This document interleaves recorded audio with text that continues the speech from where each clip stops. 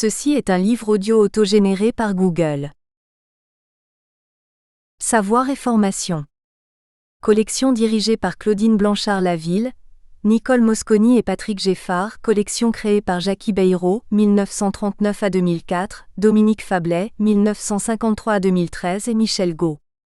La collection Savoir et formation accueille les manuscrits dont le contenu relève du champ de l'éducation et de la formation. Nous serons particulièrement attentifs aux recherches qui, dans ce champ, s'attachent à considérer les développements concernant le rapport au savoir des sujets. Les domaines suivants seront privilégiés: genre et éducation, psychanalyse et éducation, éducation familiale et protection de l'enfance. Comité éditorial: Louis-Marie Bossard, Françoise Bréant, Jean Chamy, Sigolène Couchot-Chiex, Arnaud Dubois, Séverine Heuillet, Chantal Imbert, Antoine Catard, Gaël Pasquier, Bernard Pechberti, Anna Rurka, Catherine Yelny. Dernière parution. Anaïs Morlot, Un autre regard sur Montessori, 2020. Marjolaine Châtonnet et Maria Antonietta IMPEDOVO dire Le processus d'enseignement-apprentissage, 2020. Betty Tou, Le professeur des écoles et l'élève en situation de handicap, 2020. Patricia Bessaoudalonso, L'institution familiale entre continuité et rupture. Enquêter auprès des familles et des professionnels, 2020. Pascal Dupont, Pablo Buznicbourgeacq, Marie-France Carnus dire Compétences et savoir-être pour enseigner et pour apprendre. Controverse, compromis ou compromission, 2019. Catherine Selnay, L'accueil de jour en protection de l'enfance, 2019. Sigolène Couchot-Chiex, Du genre en éducation. Pour des clés de compréhension d'une structure sociale, 2019. Séverine Huillet dire Parcours en accueil familial, sens et pratique, 2019. Dédicace. À Noah, avec l'espoir qu'il continue à explorer le monde qu'il invente, et à sa petite sœur qui vient. Du même auteur. La mouvance des communistes critiques, enquête sur le désarroi militant, avec Gérard Mandel et Déborah Sada, Paris l'Harmattan 1997.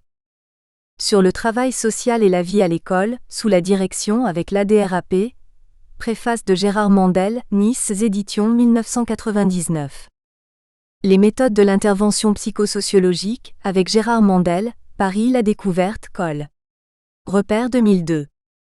Intervention participative et travail social, un dispositif institutionnel pour le changement, sous la direction, avec l'ADRAP, postface de Gilles Amado, Paris l'Harmattan, Col. V. Savoir et formation, 2007.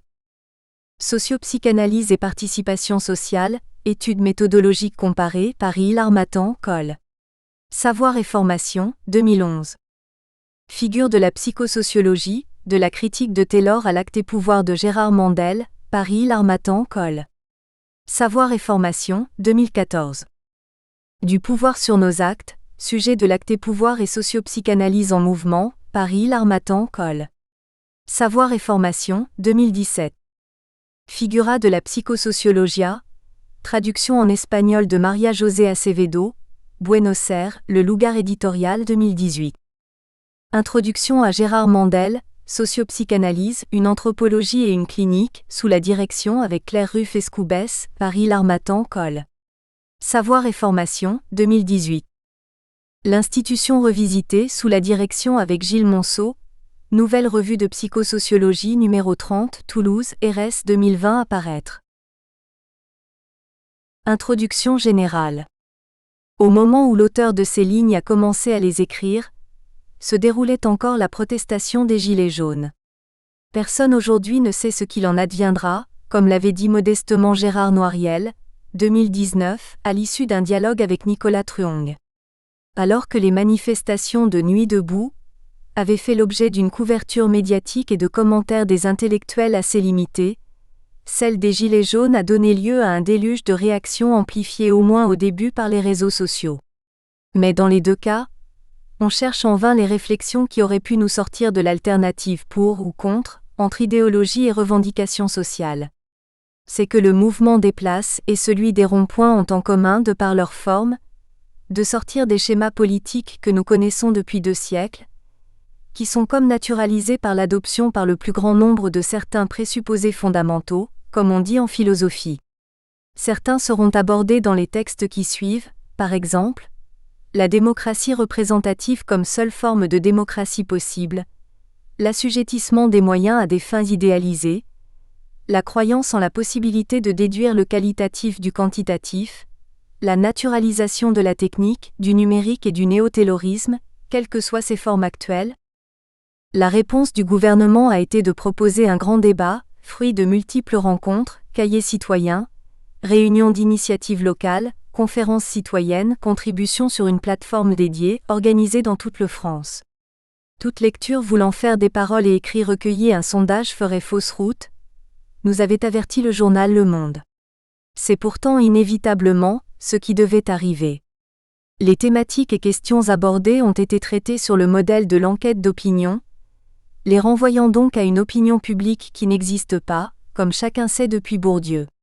Il est peut-être bon de rappeler les 3 postulats remis en question par le sociologue, pour étayer son affirmation car ce rappel permettra de comprendre en quoi l'enquête d'opinion s'apparente à un paradigme auquel se rangent la plupart des modèles de participation. 1. Toute enquête d'opinion suppose que tout le monde peut avoir une opinion, autrement dit que la production d'une opinion est à la portée de tous, ce que conteste le sociologue. 2.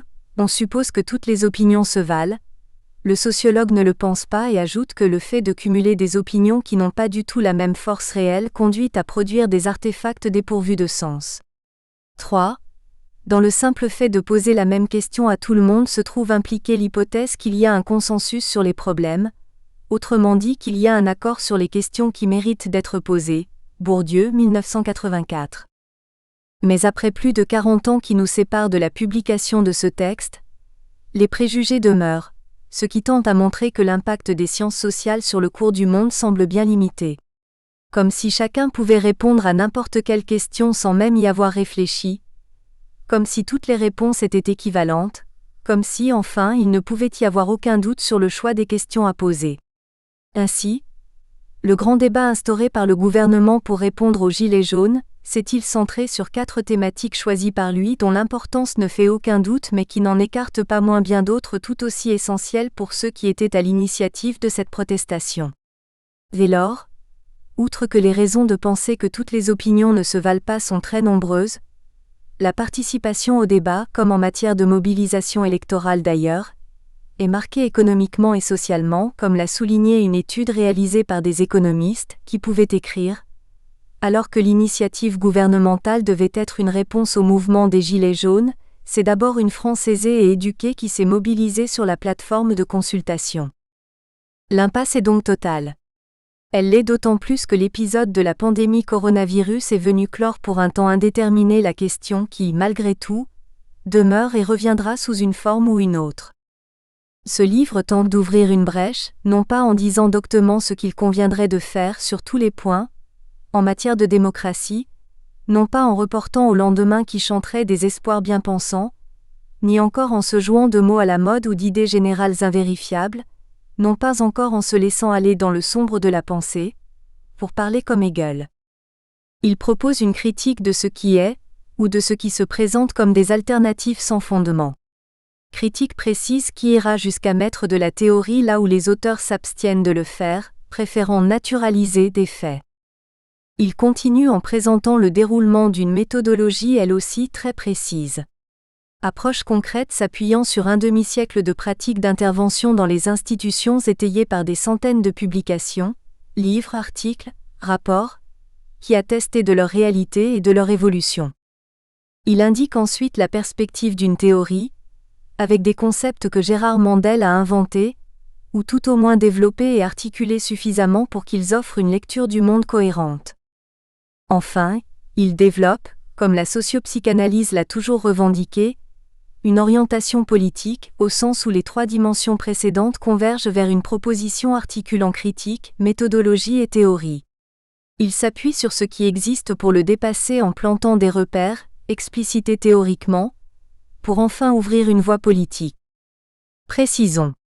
La première partie de ce livre, critique, examinera ce que le néo-management veut dire en étudiant l'une de ses formes très en vogue, l'entreprise dite libérée. Derrière la liberté apparente revendiquée par ses promoteurs, apparaît une organisation déstructurée qui ne semble pouvoir exister qu'en raison de la soumission totale des employés ES à leurs leaders, au point qu'ils en arrivent à penser les ordres de leur chef comme étant leurs propres décisions. Consentement est ici synonyme de soumission, mais sans être nécessairement et toujours vécu comme tel par celles et ceux qui s'y conforment. Cette pseudo-alternative à l'entreprise classique post-taylorienne n'est en réalité qu'un modèle qui exacerbe la puissance du chef charismatique, en lieu et place d'une forme plus bureaucratique de la hiérarchie. À la dimension critique de la première partie, succède une deuxième plus constructive et méthodologique. Elle campe d'abord le contexte dans lequel se déroule une intervention, en décrivant succinctement le fonctionnement du dispositif institutionnel mis en œuvre dans une intervention en cours au sein d'une maison de retraite, en nous référant aussi à d'autres interventions passées, Prad, 2012-2017. Elle montrera ensuite comment ce dispositif, conçu au départ pour des groupes de salariés ES situés en bas de l'échelle hiérarchique, appelée classe institutionnelle, puis pour l'ensemble du personnel, vient aujourd'hui se mettre également au service des usagers, appelés résidents ES, dans les maisons de retraite. La parole est ainsi donnée à une population souvent dépendante et en désinsertion. Thomas, 1996.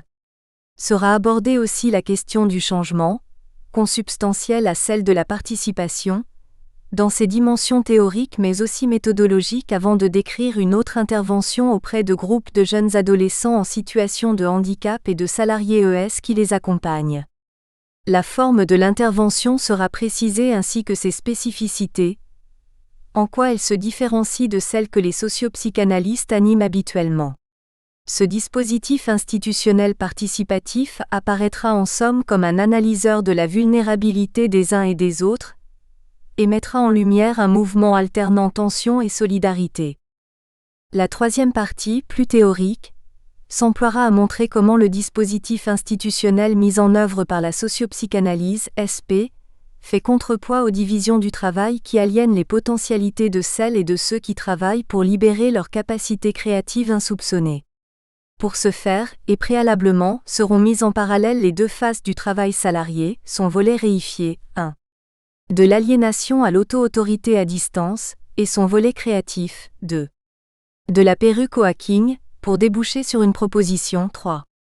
Un dispositif institutionnel au service de tous, visant à promouvoir, à l'intérieur même de l'organisation du travail pathogène actuel, la créativité toujours présente de celles et ceux qui travaillent.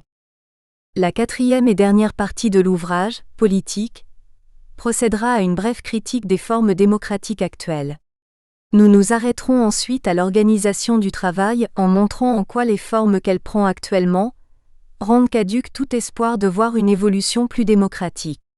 Nous terminerons en faisant référence à nouveau au dispositif institutionnel mis en œuvre aujourd'hui, au service des gens ordinaires, et susceptible d'ouvrir une voie possible à un dépassement de la situation présente.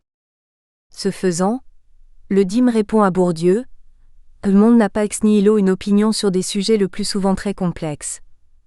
Pour en avoir une fondée, il faut y avoir réfléchi et si possible collectivement dans des conditions que le dispositif que nous allons décrire précise. 2. Toutes les opinions ne se valent pas et le fait de les ajouter ne conduit nulle part. Les groupes homogènes que nous créons ont sur ce point, comme nous le verrons, une grande importance car c'est à partir d'eux que peuvent élaborer des points de vue qui devront se juxtaposer, s'opposer et s'articuler à d'autres pour que naisse une perspective viable. 3. Les questions qui méritent d'être posées dans le dispositif institutionnel sont choisies par les groupes eux-mêmes et toutes celles que ces groupes considèrent comme méritant d'être posées le sont. Ajoutons qu'aucune question posée ne disparaîtra dans les placards copieusement remplis que connaissent si bien les institutions, puisqu'elle réapparaîtra dans l'ordre du jour suivant, et autant de fois que le groupe le jugera nécessaire si elle ne trouve pas de réponse jugée suffisamment argumentée. En somme, la démocratie représentative est sclérosée parce qu'elle s'appuie sur un petit nombre d'idées naturalisées par beaucoup d'entre nous, naturalisation qui les rend comme éternelles. Par ailleurs, il faut rappeler ce que dit Jacques Bouvresse, 1993. Une différence relativement minime dans le mode d'organisation est susceptible de se traduire par une différence considérable dans le type d'homme que l'on obtient. Il y a là un rapport entre l'organisation et les humains qui plaide pour la psychosociologie, au moins celle, comme la SP, qui pense que la psyché est largement déterminée par ce qui l'entoure. Et que par conséquent, la modification même légère de l'organisation humaine, et celle du travail en premier lieu, entraîne des effets très importants sur les sujets qui en dépendent. Effet progressif car la psychologie individuelle ou collective doit s'acclimater à son environnement changeant. Nous l'avons appris soit pour le meilleur, soit à nos dépens. Après tout, l'installation du nazisme comme régime totalitaire a été progressif au point que ni une grande partie de la population, ni beaucoup de ceux et celles qui en ont été les principales victimes, n'ont compris à temps sa nature. La suppression d'un peu de liberté pour quelques personnes et son grignotement progressif n'empêchent pas la vie de se poursuivre pour le grand nombre, comme il l'est montré dans le beau film de Vittorio De Sica, Le Jardin des Finzi Contini, où l'on voit que rien de fondamental ne change, que les choses continuent comme avant alors que l'irrémédiable s'installe. Les gens continuent à avancer vers la catastrophe imminente, par un engrenage de la dégradation. Alors que toute une littérature a montré comment les situations pouvaient transformer les sujets normaux en bourreaux, de Stanley Milgram à Christophe Dejour en passant par Hannah Arendt, la SP s'intéresse davantage au changement de l'environnement dans lequel s'inscrivent les actes des sujets pour les rendre plus autonomes. Elle tente en effet de démontrer précisément que lorsque ces sujets se trouvent en situation de pouvoir modifier leur cadre de vie et de travail dans un sens plus démocratique ou moins autoritaire, ce cadre en retour produit des effets allant dans le même sens sur les individus. La difficulté, tant théorique que pratique, est qu'il faut commencer par changer ce cadre pour que ces effets apparaissent. Et on ne le peut que si celles et ceux qui y participent s'y emploient. Telle est la raison de la présence du dispositif institutionnel Mandel qui, dans la situation de travail, offre le temps de l'intervention, comme l'équivalent d'une autre organisation du travail, en contrepoids, celle-là sans hiérarchie, pouvant être vécue comme une expérience inédite productrice de changements individuels et collectifs plus démocratiques et autonomes. Le sujet, inscrit dans son groupe homogène, lui-même en relation avec les autres groupes constituant l'institution dans une relation intra- et intergroupe contournant le face-à-face hiérarchique, peut espérer changer, au fil des interventions et l'organisation, et lui-même. Réciproquement, les sujets contribuent au changement organisationnel tandis que ce dernier modifie les psychés individuelles et la dynamique collective. Telle est la logique d'ensemble d'une pratique du changement dans l'organisation du travail, elle-même conçue comme le cadre d'un raccourci des rapports sociaux, sans pouvoir évidemment les recouvrir entièrement. On sait les limites de la micro-intervention mais elle seule permet probablement de maîtriser un tant soit peu un processus, celui allant de la pratique à la théorie, et inversement, en permettant le passage à la macro-pensée. De l'individu au groupe, du groupe à l'institution, de l'institution à la société. De la clinique à l'anthropologie. Il faudrait accomplir ce trajet difficile qui nous mènerait du travail de l'individu dans un groupe à la société entière, alors que cette dernière serait en passe de muter en une société numérique. Elle serait, selon Bernard Harcourt, une société d'exposition 2020, par-delà celle décrite par George Orwell, Big Brother, par Michel Foucault, Disciplinaire et de surveillance, par Jeremy Bentham, Panoptique, par Guy Debord, Société du spectacle.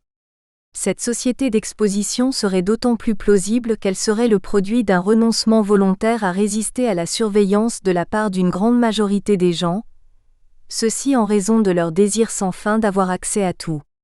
Elle mettrait en scène un nouvel être doublé d'un être numérique, fait de pulsions libidinales et de narcissisme rêvant parfois confusément, à un savoir total, Harcourt, 2020. Que cette perspective peu réjouissante advienne ou pas, des questions demeurent pour le moment, celles par exemple relatives au champ d'investigation envisageable pour que les individus fassent société ou celles permettant d'articuler pensée et acte. L'adage « penser globalement », agir localement, si répété, depuis Romain Rolland et Antonio Gramsci, nous paraît plus que jamais insuffisant, comme si les rapports de l'individu au groupe et à l'institution n'avaient pas à être pensés ou qu'ils résulteraient mécaniquement de changements provenant de loin et d'en haut.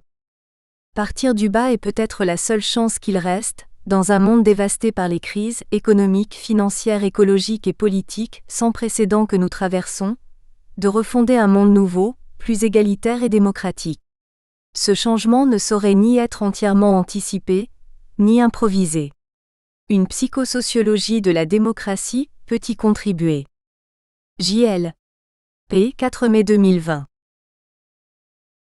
Partie 1. Critique, entreprise libérée et sociopsychanalyse, l'intervention empêchée.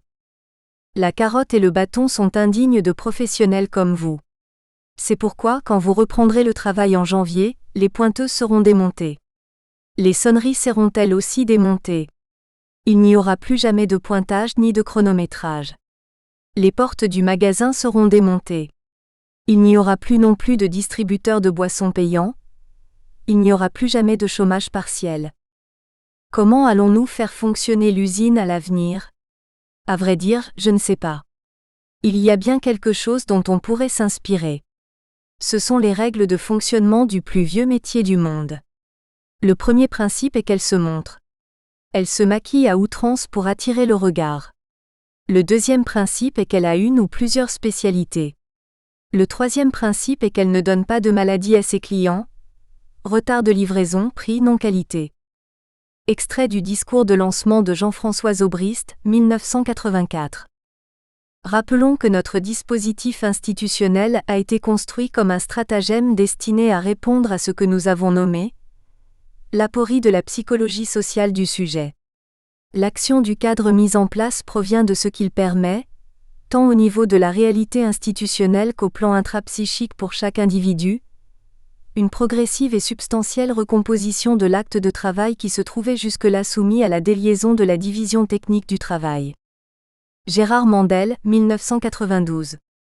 Les deux citations qui ouvrent ce texte montrent les mondes différents dans lesquels évoluent ceux qui les ont écrits. La première, rédigée par un chef d'entreprise, témoigne de son volontarisme allant du jour au lendemain, jusqu'à supprimer les piliers d'une organisation du travail antérieure à partir de principes généraux inspirés par le plus vieux métier du monde. Le second explique la nécessité de construire un dispositif institutionnel pour sortir de l'impasse dans laquelle l'organisation pathogène actuelle du travail met le sujet. Il y a là un paradoxe apparent entre la déstructuration organisationnelle concrète et effective, annoncée par le chef d'entreprise, et la structuration alternative défendue par le socio-psychanalyste. Ce premier texte tentera de l'élucider en interrogeant la possibilité d'une intervention socio-psychanalytique, dans le cadre de ce qui nous est présenté comme un nouveau management. Des centaines d'entreprises, en France et dans le monde, ont été libérées par des dirigeants visionnaires, en faisant exploser leur rentabilité, peut-on lire en 4e de couverture du livre de Isaac Getz et Brian Carney, Liberté et compagnie, best-seller, dont la traduction a été publiée en 2012 en France. Le sous-titre du livre, Quand la liberté des salariés fait le succès des entreprises, explicite l'une des idées phares de l'ouvrage. En fondant le travail sur la confiance et la liberté des salariés, en libérant leur esprit d'initiative et en favorisant leur épanouissement personnel, on augmenterait la performance de l'entreprise et on permettrait le bonheur au travail. Double visée en rupture avec l'essentiel de ce que nous ont légué les théoriciens du management, Taylor en premier. Augmenter la productivité en partant de l'idée qu'il fallait se méfier des salariés en les encadrant fortement ou, si possible, plus tard, en favorisant leur autocontrôle. On se rapprocherait plutôt de la psychosociologie, Mandel, Prad 2002, Prad 2014. Encore que cette dernière, à travers les différents courants qui la constituent, n'a jamais fait l'objet d'un travail d'analyse systématique qui aurait permis de distinguer de manière précise management et psychosociologie qui se sont construits parallèlement autour d'un socle commun, et à partir des travaux d'Elton Mayo, pour le dire rapidement, Prad 2014. Dans le présent texte, nous allons dans un premier temps tenter de décrire les principales caractéristiques de l'entreprise libérée. Nous espérons que vous avez apprécié cet aperçu. Pour continuer à écouter ce livre audio sur Google Play Livres, utilisez le lien dans la description de la vidéo.